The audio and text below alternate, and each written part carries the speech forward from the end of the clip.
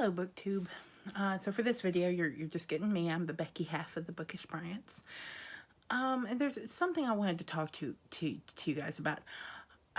Please forgive our somewhat long absence. Every plant in Georgia decided to bloom at the same time. So Scott and I have both been downright miserable with allergies and sneezing and all the wonderful stuff that goes along with it. So we're just now to the point that we feel human again. So you all know that recently Scott and I co-hosted March Mystery Madness, and we haven't even done our wrap-up yet. It's like 11 days into April, because, well, again, we've been miserable. We'll be doing that pretty soon, and we have another video to do for Sag-Along. But there's something I wanted to talk about. At the end of March, I was craving a romance novel, a good romance novel. Just jonesing for a good romance novel, because I was reading all these cozy mysteries that just had absolutely no romance in them. And usually, especially the more contemporary cozies, have a good strain, a good vein of romance running through them, and it sort of takes off the need for a good romance. But the cozies I'd been reading were all older, like mid-70s older, and like late 80s older. So they didn't have that romance strain. There was little to no romance at all. So I was jonesing for a good romance.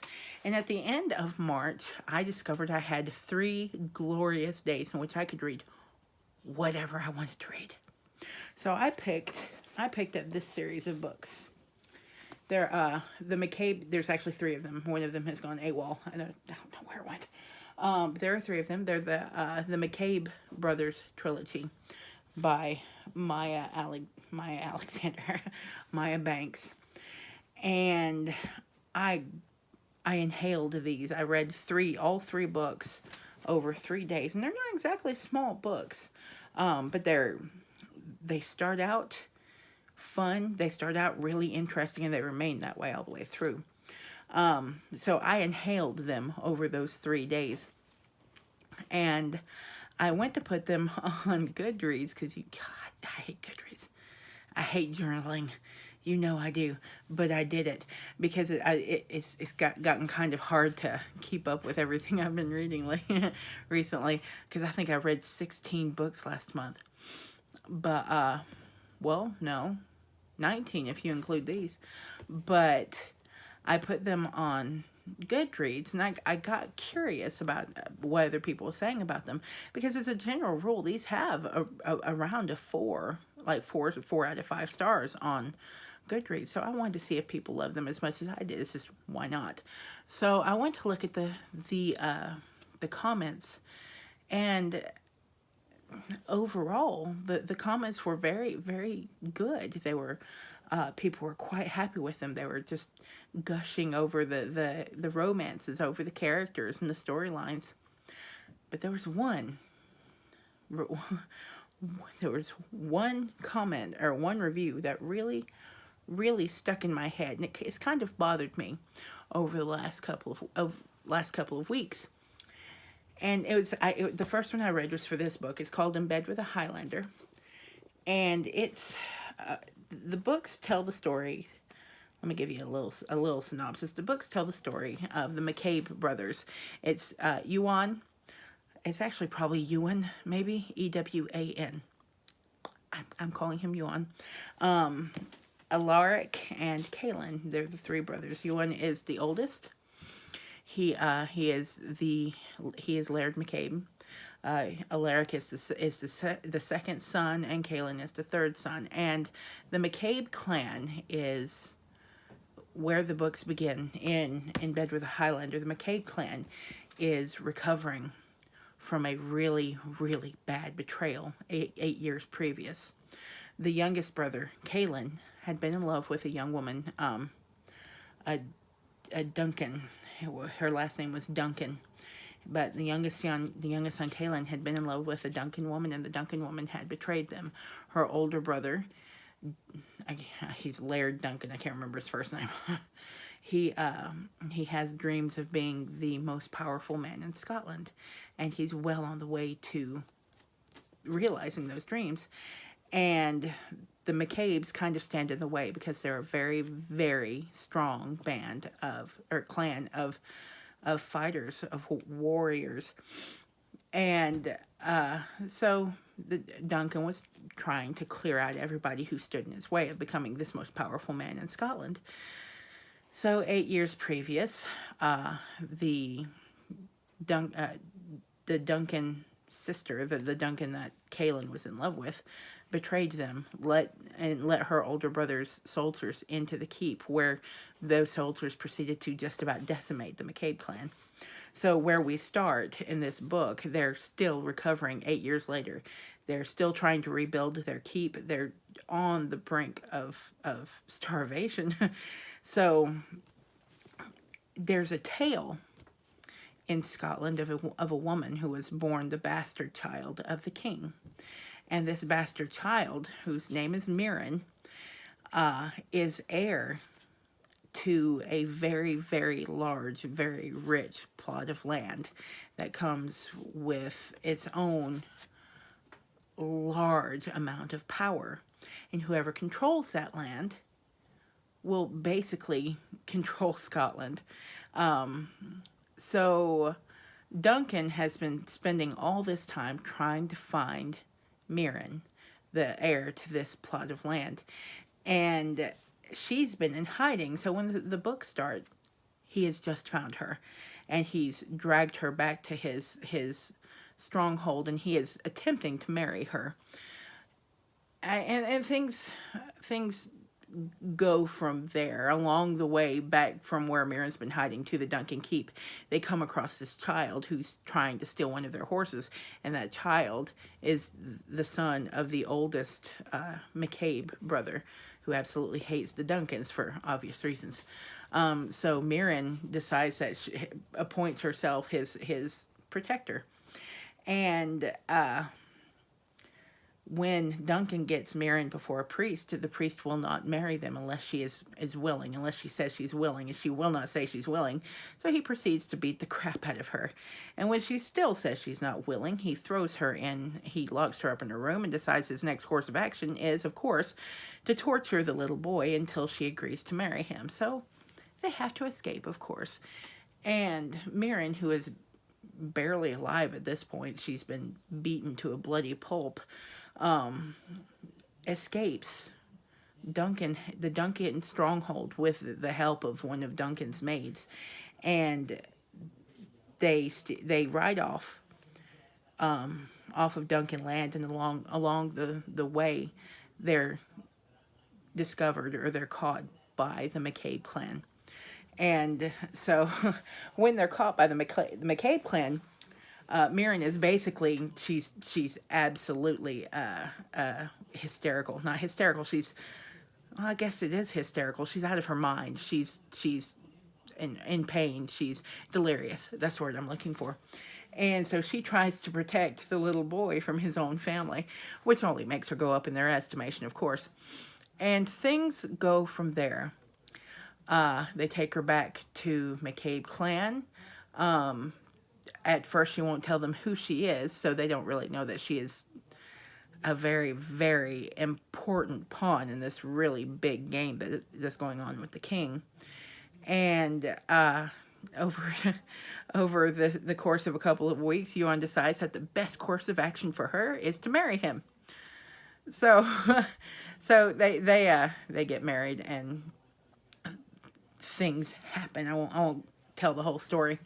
But that's a really good primer. That's how things start in these books, and the whole set is connected. You really have to read these in order to get it, because things don't come to a head with Duncan until the third book.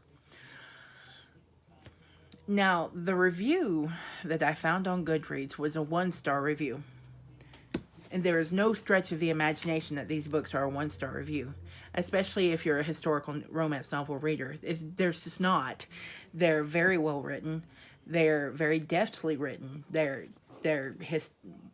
pretty historically accurate. Of course, there are a couple of anachronisms, but it happens. It's medieval Scotland. We're not writing it in it was 11. It would have been Middle English, early Middle English at that point. So, not writing it in that. So, of course, there's going to be some anachronisms in the language. But you suspend your belief for these kinds of books. So, they're really, really good. They're really well written. They are not, by any stretch of the imagination, a 1-star review. They're a good 4.5 for me, all three of them. Well, maybe the second one's a 4. Because it's nothing we need to worry about. But the reasons that this reviewer gave for her 1-star review, they're what bothered me. There are things like she took umbrage with Ewan's his tendency to boss Mirren around. I think at one point they're asking what he's going to do about it. And he says, "Well, she's going to obey me, and that's what's going to happen." And she had the reviewer had a problem with that. I mean, this is medieval Scotland. Women are possessions. I mean, even this plot of land that to which Mirren is heir, is not hers. It will go to her husband and then to her child. It's her bride price. It is her dowry. So yes, women were possessions at this point. The fact that he didn't like toss her in her room and like tie her to the bedpost is probably a good thing. Is a surprising thing, really. And anyone who's read a good Highlander novel knows she ain't gonna obey. That's not how these things work. Yeah, no, she's not going to obey you, Ewan, and you're going to love that. So, and I'm sitting there going, that's kind of flimsy. But then another thing that she had a problem with in this book was something that is kind of rocky area. When if you plan to read these and you're very easily spoiled for books, look away. Just don't listen. But this isn't really a spoiler. It's just sort of a scene that happens in the book. And it's the first time Ewan and Mirren do. You know what I'm talking about. The first time they have sex. They've just gotten married. Mirren is a perfectly willing bride. There's boatloads of sexual attraction there, but of course she's never done anything, and she grew up in a convent. They're walking out of the chapel into the great hall from being married when they get word that Duncan's men are on the march. They will arrive at the Theccabe stronghold in 10-15 minutes. So the thing here is, if Duncan somehow managed to get his hands on Mirren before the marriage is consummated, he can take her before the king or before the church or something and have the marriage annulled. He can have the marriage dissolved because it hasn't been consummated. It's only like 5 minutes old. So he can easily take her to have the marriage dissolved, marry her himself, and take that plot of land to which he is heir. So in that 10 minutes, Ewan McCabe has to consummate the wedding and get ready for battle. So the consummation is not ideal. It's bad. I'm sorry, but this has to be done. And it's perfectly understandable why it happened the way it happened, how it happened the way it happened. And the scene wasn't meant to cause a negative reaction. Something happened afterward that was really important to the end of the book. So the reviewer saw this and said that he is absolutely rapacious. He's horrible. He treated her like crap. He was terrible to her. He practically raped her. And I'm like, no, that's not what happened. And then he made up for it. There's something that happens a lot with historical romances. And it's people look at with historical books a lot. People look at them, readers look at them through modern eyes. And it's kind of hard to justify that especially with these books.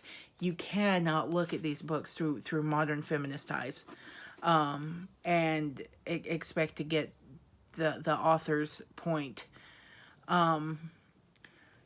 Because looking at them through modern eyes, they're a feminist nightmare. They really are. They're the women, like I said, the women are possessions. Is medieval Scotland. The women are possessions.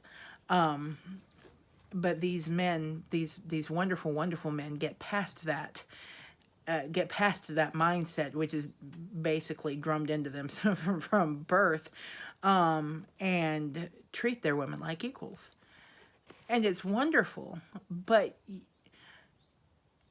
you cannot look at these through modern eyes and expect to appreciate them for what they are.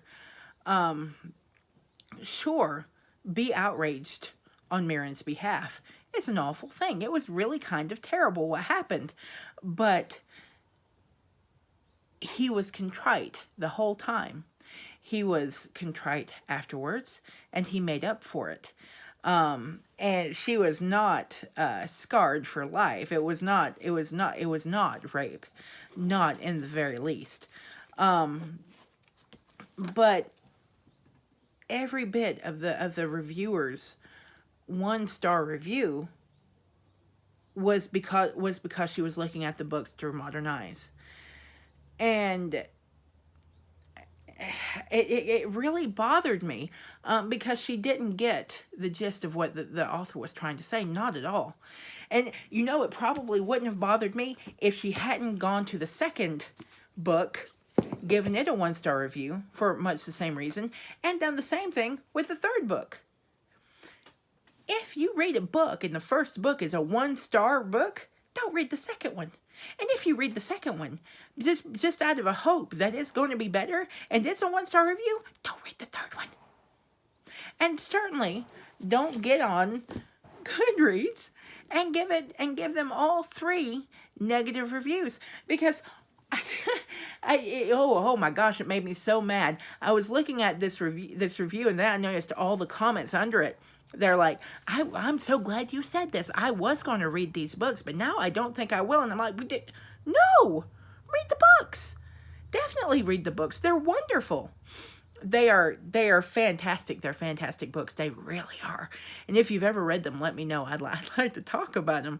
If you haven't and you like a good Highlander romance, these are for you. It's a trilogy, so you won't be throwing yourself on top of a 14-book long series. Just doesn't seem to be going anywhere. They have a beginning, a middle, and an end,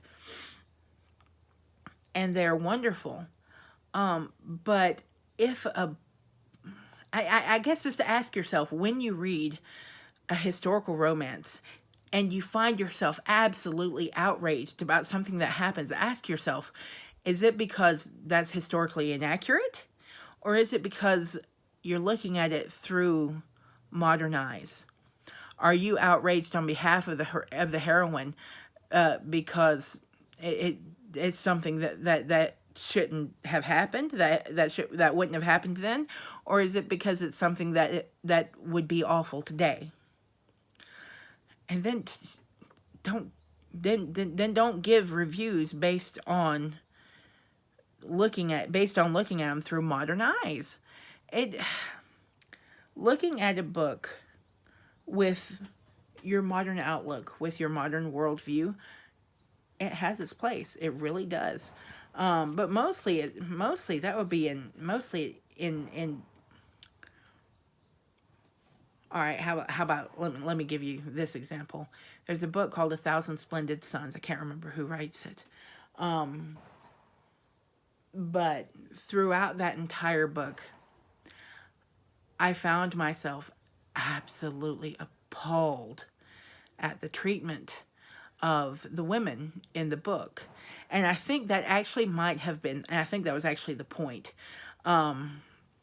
Because the women in the book, these are modern women, are they were treated just appallingly. And it absolutely broke my heart reading through it. But that made sense in that context, because they're modern women. I'm looking at it through modern eyes, and what was happening to them was atrocious. These are not women. These are not women. These are not modern women.